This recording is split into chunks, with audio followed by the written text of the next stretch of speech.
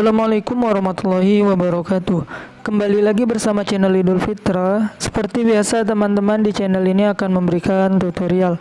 Kali ini akan memberikan tutorial cara mengganti alamat baru di Shopee. Oke, mengganti alamat utama ya teman-teman.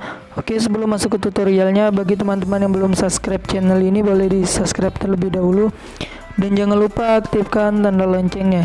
Di sini yang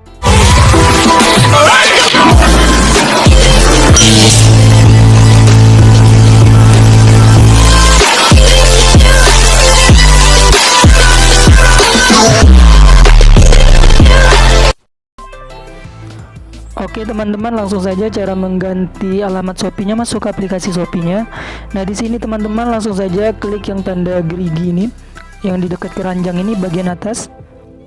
Oke, jika sudah silakan masuk ke alamat saya ini bagian atas. Nah, nanti akan tampil seperti ini. Silakan teman-teman langsung klik saja.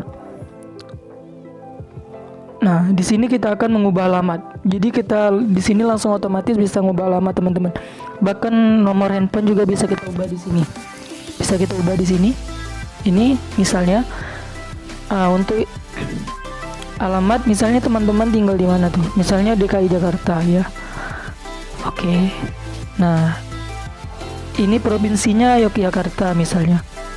Berarti kota, misalnya kotanya kota Yogyakarta ya. Kecamatan, misalnya Kecamatan Danurejan. Nah, untuk kode pos ini teman-teman silakan cek di Google apakah kode pos di tempat teman-teman tuh sudah terdaftar di Google atau belum. Oke. Nah, di sini. Nah, di sini juga teman-teman bisa diperjelas lokasi teman-teman itu yang akuratnya, atau bisa jadi tempat rumah teman itu dekat dari masjid atau dekat dari tempat jualan, biar nanti saat kurirnya mengantar lebih gampang karena lokasi yang kita kasihkan akurat. Oke.